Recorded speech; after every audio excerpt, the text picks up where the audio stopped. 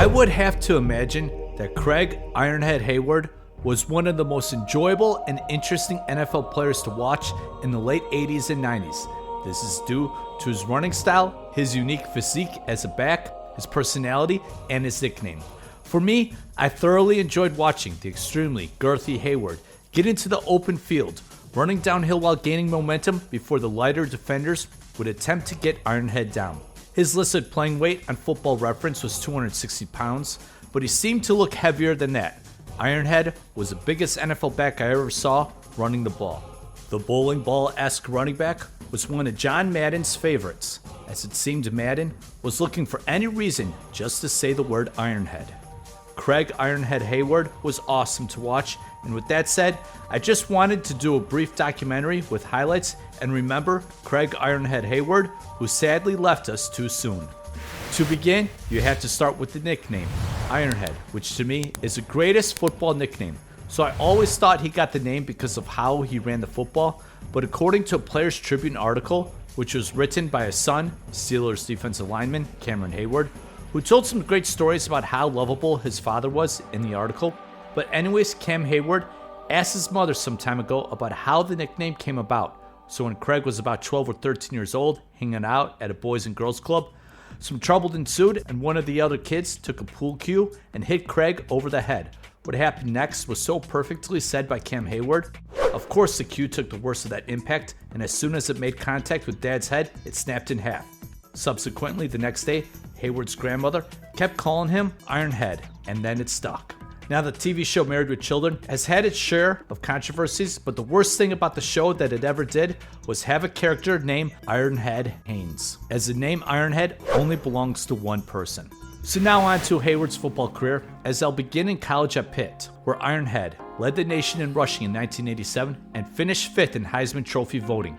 Ironhead was then drafted in the first round 24th overall in the 1988 draft by the New Orleans Saints. Ironhead would be going to the Saints, who had an amazing defense with the Dome Patrol, but for the next 5 years, Craig Ironhead Heyward would be a fan favorite on the offensive side of the ball. So Heyward would be listed as a fullback with the Saints, but at times, he'd be the lone back in the backfield. During his 5 seasons in the Big Easy, Heyward would only get over 100 carries twice, as most of the carries would go to Dalton Hilliard, and also when healthy, Ruben Mays.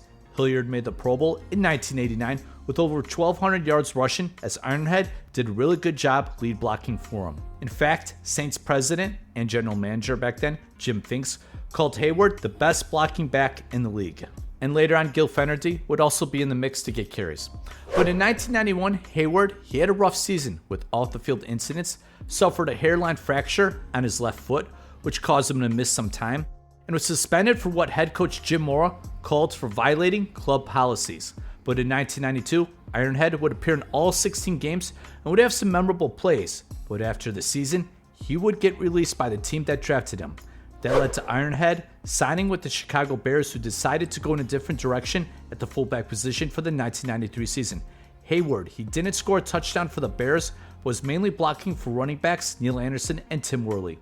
After the 93 season, the Bears, they released Craig Heyward, but for his next NFL stop in Ironhead's career, it would be a successful and fascinating one. So for the 1994 season, the Atlanta Falcons, they signed Craig Ironhead Heyward. And now this was an interesting signing, as Atlanta, they ran the run and shoot offense, meaning 4 wide receivers and a single running back, meaning no fullback. In 1993, Eric Pegram, who was a smaller running back, had over 1,100 rushing yards for the Falcons and was set to be the main running back for the 1994 Atlanta Falcons. So Pegram, he began the season getting the majority of the carries, but then starting in week 6, it'd be Ironhead who'd get to become the featured back. So you wouldn't think of the huge and physical Ironhead Heyward as your typical run and shoot running back, with the more space being naturally created. However, Ironhead wound up having his 2 most productive seasons of his career while with the Atlanta Falcons. When I went back watching some games, analyst Chris Collinsworth made an interesting point, as I'm paraphrasing this, but he was basically saying that with the run and shoot offense, it forces the defense to go smaller and lighter, which makes it more difficult to tackle Ironhead. So in 1994, Ironhead, he had a really solid season when he took over being the featured back. I also want to mention Ironhead, he was a pretty good receiver coming out of the backfield. In 1994, Ironhead averaged 4.3 yards per carry, which to me is remarkable considering his longest run of the 94 season was 17 yards. Then for the 95 season, Ironhead, he made his first Pro Bowl and gained over 1,000 yards in a season for the only time in his career, while averaging 4.6 yards per carry. Moreover, in 1994 and 1995, Ironhead, he caught a total of 69 passes while averaging around 10 yards a catch, which is excellent for running back to average that many yards per catch. But then in 1996, at the age of 30, Ironhead's production would greatly decline as Craig Heyward would play for the Falcons in 1996, then for the Rams in 1997, and the Colts in 1998, and that would be the NFL career of Craig Ironhead Heyward. But during this time, one of the greatest commercials was produced, in which I thought came out earlier, but anyways, it was absolutely genius to have the tough guy, Craig Ironhead Heyward, with his personality to do a commercial for Zest. It's a classic. Here's a small portion of that commercial.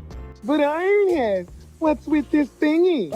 Listen, Chuck, that lather builder works with Zest Body Wash. Now, of course, that commercial, it's better than Michael Jordan endorsing Nike, better than whatever Tiger Woods or Cristiano Ronaldo endorsing, and obviously better than Kim Kardashian endorsing whatever crypto coin she was promoting. I guess that's a thing for some reason. But anyways, Craig Ironhead Heyward was one of the more memorable NFL players for NFL fans in the late 80s and 90s, despite not having the accolades as some of the NFL's top players.